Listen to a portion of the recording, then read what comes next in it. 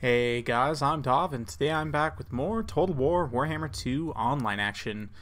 We're back with Shadow's YouTuber tournament, the spring tournament. We're going to be taking the Skaven up against the Wood Elves. I am playing the YouTuber Skabs today, who's another campaign player. Primarily plays a legendary campaign from the looks of things, so if you guys are interested in that sort of thing, go ahead and check him out. As I said, we're going to be having the cute, cuddly Skaven against the Wood Elves, so let's jump to the army compositions. Lord Skrolk is going to be my lord here. He's got his two direct damage items, the Liber Bubonicus and the Rod of Corruption. Also got Vermintide and Pestilent Breath. Pestilent Breath is going to be, of course, great against low armor units, which the Wood Elves have plenty of, and Vermintide to get those extra Clan Rat summons. We've got the Warp Lightning Cannon here, an Assassin to back up Skrolk to keep him safe. 3 units of Plague Monks, again, going to be very good against low armor. They are pretty squishy. You have to babysit them a little bit to make sure they don't get shot up too much, but if you do, they can do some serious work against Wood Elf Infantry. For frontline, we've got some nice meat shields here, some Clan Rats, Spears with shields. 37 melee defense actually makes them reasonably tanky units as far as Skaven go. They have decent defensive stats. We've also got 2 units of Skaven Slave Slingers. These guys are, of course, proper meat shields. The slings are mostly just for show. And then to help control the pace of the battle, we've got 4 units of Gutter Runners, 2 here and 2 over in the jungle over on the far side. Actually, it looks like 1 in the jungle and 1 here in the woods. So these guys do have some physical resistance. Of course, they have stock. The snare net effect means they have 18% speed debuff in this area of effect. Combined with their poison missiles makes them a really nice control tool. Of course, poison does debuff speed as well. So you can use these guys to screen out your opponent, really control the flow of the battle, and of course they do have pretty decent missile damage. Not the best AP, but they're great against low armor targets, so things like War Dancers will definitely suffer to the Gutter Runners. Let's go ahead and take a look at Skabs' super spread out Wood Elf army. This is some good stuff here. His Durthu is going to be the Tree Lord. His Lord is going to be the Tree Man, the Tree Lord himself, indeed Durthu, with his Sword of Daith here. It doesn't look like he actually brought the Sword of Daith item, but nonetheless, still looking very, very cool. Durthu did bring, though, a Flock of Doom and the Amber Spear, so looking for some damage. Foe Seeker as well, just to help him get around. In terms of other units, we've also got 2 Branch Wraiths here with all the spells stripped off. These guys, I guess, are just supposed to be magnets for fire. They do have the melee attack buff, the +5 melee attack buff, so maybe they're just supposed to be here for heroic support and that buff there. We've also got 2 Great Eagles, a single Forest Dragon, and then if we can take a look at all the infantry spread across here, we've got quite a few War Dancers and a few Eternal Guards with shields. These War Dancers have been juiced up pretty seriously, so they're 48 melee attack and 41 melee defense. So yeah, without further ado, let's go ahead and kick the battle into full gear and we'll watch things unfold. So you can see at first I'm shooting at this Branch Wraith. I can't see Durthu because he's currently in the woods right now. We're going to move up these Gutter Runners and start skirmishing with these War Dancers, and just watch as I'm able to do a ton of damage to these low armor War Dancers. These units are about the same price. Gutter Runners are $850 and the Sword Dancers here are $800.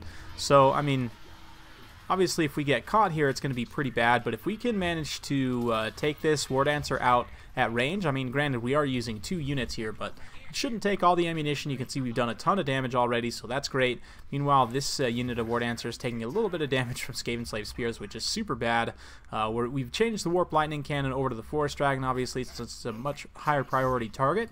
We're also using these Gutter Runners here to hopefully apply some poison missiles and that snare net to slow the dragon down and kind of keep it controlled there. Meanwhile, over here, you can see that unit of War Dancers was able to be routed away just from the damage done from those Gutter Runners. Meanwhile, the Clan Rats doing their job here, acting as a nice meat shield for the Sword Dancers to come in and just absolutely cut through. We'll watch some of the cinematic action as these Sword Dancers do their thing, but you can see the little shuriken flying in from the side here. The Gutter Runners are still on station. We dropped that Howling Warp Gale just to lock this dragon in place, and we're going to be using the missiles from the Gutter Runners and the Warp Lightning Cannon here to take it down. Forest Dragons do have physical resistance and missile resistance, so they'll be pretty resistant to missile fire overall, as long as it's not magic, but of course the Warp Lightning Cannon does magic damage, and the Forest Dragon only has 50 armor at the end of the day, so you don't really need armor-piercing missiles per se. which means the gutter runners with their, over time will be able to do some damage there. And man, I just love the little shurikens that they throw. Super cool looking. Anyway, let's go ahead and pull back into full gear here. You can see, not surprisingly, the Skaven slaves getting absolutely slaughtered by war dancers, but buying some time for them at the very least, allowing us to do some nice damage. And this dragon, pretty much without even getting a single kill, actually, was going to be routed off here. So that's pretty rough. It might have actually got some kills from maybe one dragon breath there. It looks like maybe 35, but still. You can see the Plague Monks kind of being activated as the final line of this multi-wave assault of the Vermintide. And they're going to come in here as the Clan Rats start to fail. That being said, the Clan Rats are going to stand here and allow Skrolk to come in with his Rod of Corruption and do a ton of AoE damage. Likewise, Skrolk himself does magic damage. He also has pretty solid combat stats. This is one thing that most people underestimate about Skrolk. 62 melee attack and 42 melee defense is super solid. He also has Frenzy since he's a Plague Monk type unit. And of course, being non-armor piercing weapon strength is a little bit rough, but he still has a great combat stats overall. And if you use Wither, and oh man, look at that Plague Breath just scything across the Wood Elf line there. And yeah, Skrolk is just such a G, man, with his little Plague Flail. He's going to be taking it to these Wood Elves here. They're going to be routed off. Balance power is still relatively close, slightly in my favor at this point, as Durthu is still very healthy.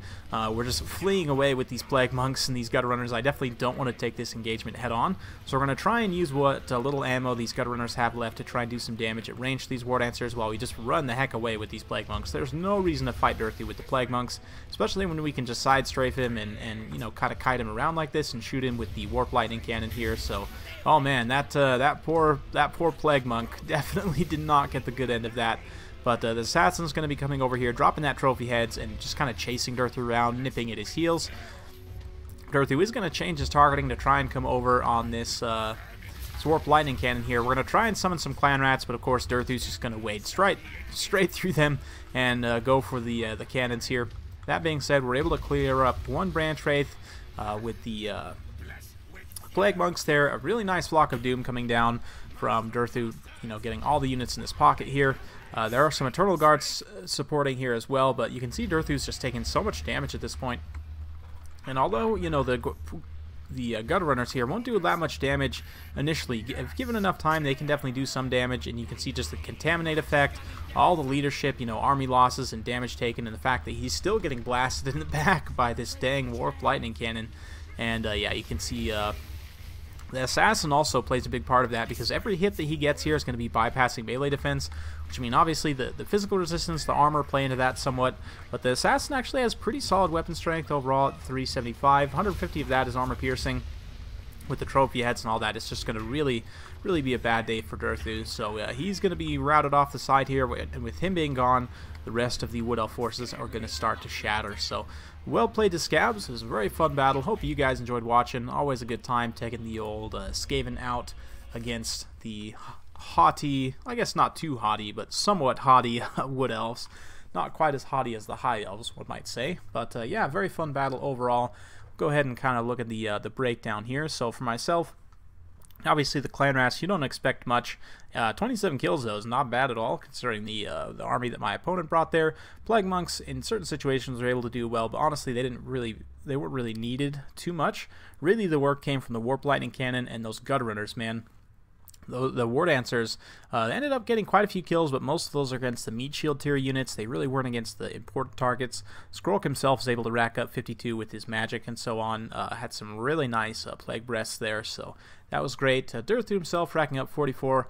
The Branch Wraith idea with the melee attack is interesting. They do have the magic damage, so they can kind of cut through the physical resistance units, but throwing them in a little bit unsupported like that was rough. And I mean, there were some situations where they're providing that melee attack to other units, but I would have liked to have seen at least one of them take healing so that they're able to heal Durthu. Makes the army much more sustainable. The Eagles are an interesting pick. One is probably pretty good to try and get on a Skaven artillery quickly, but they're just kind of a flimsy unit and don't do that much damage for their cost. I do like the pick of War Dancers here, and a few Eternal Guards are nice, but I think you definitely want to try and bring maybe some Deepwood Scouts, although I'm not the biggest fan of Deepwood Scouts just as they are.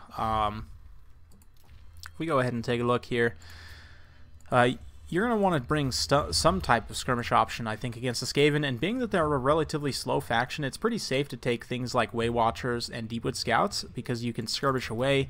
Deepwood Scouts and Way Watchers can all fire in 360 and fire while moving. Very important. Of course, the Way Watchers are going to be able to pretty much dumpster anything. They just have relatively limited ammunition. Deepwood Scouts, if you bring the Swift Shiver Shards, which is way too hard to say, they actually get multiple projectiles, and they gain magic damage as well, which is pretty good against the physical resistance units of the Skaven. They do have lesser range, though, so that's something to be aware of. But if you're counter-skirmishing with Gutter Runners, for example, the Deepwood Scouts will trade incredibly cost-effectively there. If we take a look at the Skaven here, you can see they're actually exactly the same cost. Obviously, the Deepwood Scouts don't have poison, but they do have magic, and they do more missile damage overall. So, interesting trade there. I think maybe going with a couple of skirmishers would have definitely benefited him. Likewise, Sisters of Thorn can be a really nice unit in this matchup with their buffs. They're incredibly fast, and they have the nice poison missiles as well, so they can do a lot of work against low armor targets. And then they pretty much are not going to ever get caught by anything on the Skaven roster unless you seriously slip up with your micro. And the buffs are very useful as well. Missile resistance, useful in a multitude of scenarios against the Skaven. Weapon strength is always applicable as well, as the Skaven tend to have low armor. Curse of Honor Air is just good in any situation just about. Speed and melee attack debuff is awesome. So yeah, overall I would say it's an interesting matchup. I do think that my opponent could have stood to have brought a couple of skirmisher units there, but overall, very fun battle. Hope you guys enjoyed watching. If you like this kind of content, feel free to like and subscribe. I'm keeping it coming with more Total War Warhammer 2 content every single day, so stay tuned for more, and we'll see you next time.